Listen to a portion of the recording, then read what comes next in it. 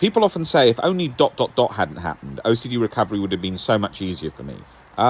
No, it wouldn't, because you've got OCD, so it's naturally going to morph and do all those things and look for those things in the past. That is the very nature of the beast. And you need to be aware of that. You need to remember that, because it's going to constantly have you trying to look in the past. Oh, if that hadn't happened, I would have recovered easier. If I had known that, then I would have recovered easier.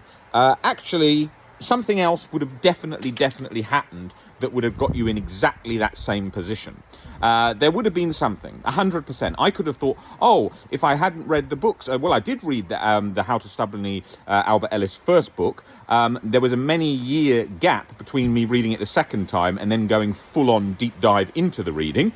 So I could have said, well, why didn't I read it again a bit after the first time? Well, it didn't resonate with me the same as when I read it the second time. And there's many things like that. Why didn't I give up compulsions earlier? Why didn't I do harder shame attacks? Why didn't I do all the exposures, including the ones I was putting off?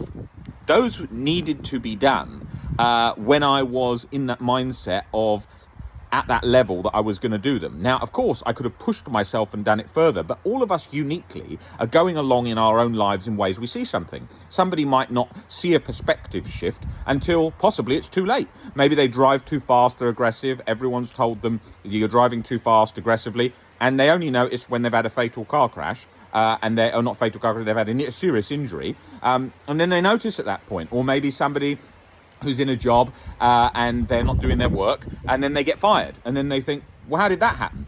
Because they didn't see all the things that led to them being fired. So there's millions of things like that in life that it's easy to think about, like, oh, I could have thought this, but we don't know that. Like, I can think of injuries that led to situations where if I hadn't had that injury, I wouldn't have then thought about being more cautious and preventing other things. Like my neck injury. I had a very bad neck injury in the gym many years ago, and now it means that I'm cautious with the form when exercising so that I don't have a problem like that. There are so many things. I always tell myself in life, think, is there any other way to think about this problem? Is there anything that I've learned that I could really do now to make a change? Now, most humans go their whole life not necessarily doing that. They go their whole life going along with a set of beliefs that they've had and continuing those to the future. I have to look at my situation with myself at all times and say each day, is there anything I could learn from yesterday? Is there anything more I could do in the future? And be aware that a year in the future, I will look back at this time and think, God, you thought you were reflecting on this and that, but actually that was a massive mistake, or actually you needed to do this. And that's going to happen so much along the recovery journey. You're going to have so many instances where you think, oh, I've got this, I've grasped this, I know this now perfectly, I'm never going to get stuck again, I'm never going to have false dawn. I have so many messages from people all the time sending me things like this. Hi, Rob, I'm feeling so much better now. I think I want to get into helping people with OCD. I'm like, listen, you had a relapse only a couple of weeks ago. Listen, you've only been in for like 1 or 2 sessions. I have to be really blunt, because that's how we think things. The same as like people when they're in a job and they're really stressed, they're finding it really difficult. They might work in the city, an investment bank or something, and they think, right, I hate this. I'm moving over to becoming a yoga instructor. Weigh up. Is there many things you like about this? There's things you don't like about this. Is there any way to balance this? And that's usually a good way to go about life with anything. We tend to go 0 to 100 with all decisions, like, I don't like this book, it's rubbish. I like this book, it's good. I don't like this person, they're rubbish. I don't like this person, it's good. And you've got to weigh up these things. And that's going to be the same with your past and all the parts of your journey as you're going along. I don't like how I handled this, I want to improve that. And you have got to master that to get better from recovery, to recover. Because there's going to be so many things that you'll think, oh my God, I can't believe I spent so long stuck doing reassurance, doing compulsions, stuck on that. Yeah, but at that time you were very, very afraid of that thing. And it felt like procrastination, there was just something else that you wanted to come top of the list all the time. There's so many things like that. I see it with so many of the journeys of anyone. I see it with the journeys of the coaches when they came into me, and how stuck they were and how much they wanted to put things off, how they didn't take things seriously, then them taking things more seriously, then them having a setback, then them going down, then them coming up, all these variations of things. And so you've got to remember that on this journey, there is going to be so many hurdles. There are so many nuances to the journey. And life hits hard, right? Life doesn't give you warnings. Yeah, I could go out in the street today, walk down the street, forget to look one way, get hit by a truck, dead. That happens. Someone in the groups was just talking today how they just had a car crash, and that happens. Life happens, and it hits hard. Suddenly, oh, your landlord says you're selling the building. You've got to move out in a month's notice. Oh my God, we were going to stay here for ages. Suddenly hits hard. Suddenly the company you're working at decides to let go a lot of staff.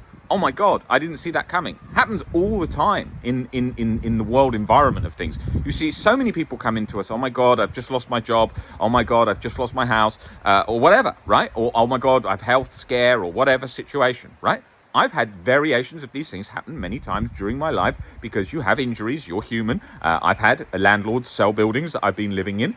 And so those situations will happen in your life. And you need to adapt to those. You need to be aware and think to yourself, where are your behaviors getting you, right? If you've been putting off all the OCD recovery work for ages, if you've been not working out for ages and eating terrible food, yeah, your health could get bad. You could maybe have a health scare.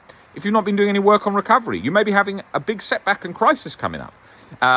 If you've been rude to all your friends and neglecting them because you've got a new boyfriend or something, or a girlfriend, you might fall out with a lot of friends. If you've been going into work and not putting in the work and just sort of doing what's needed to get by and thinking that no one will notice, maybe you get fired, right?